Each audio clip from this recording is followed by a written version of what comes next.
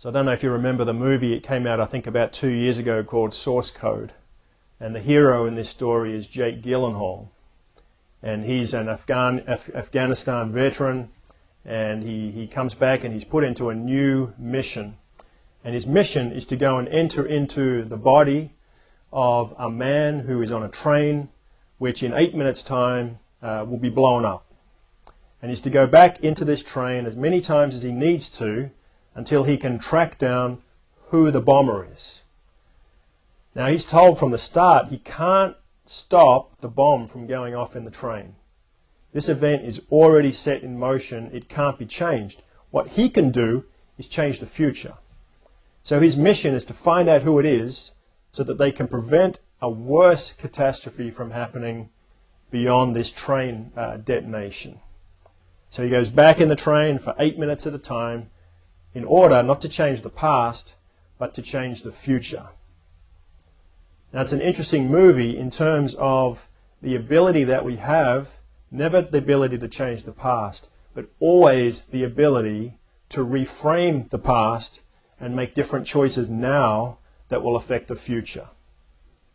Now in the 70s, one of the forms of therapy that became very popular was called psychodrama.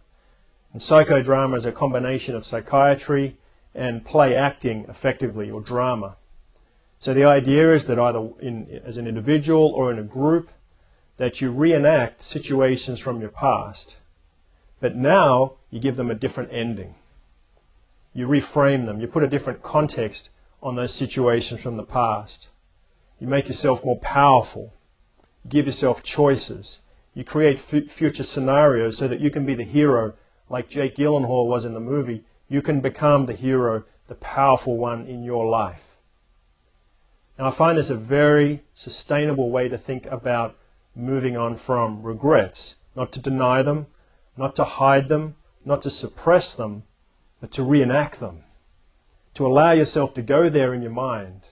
Reenact those haunting memories, but reframe them.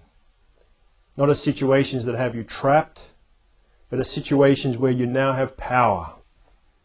Because now you have the ability to create a different story. So when it comes to regret, I want to encourage you to be willing to go where the memories are leading you. Go where regret is pointing you. Because there's a pot of gold at the end of that pathway.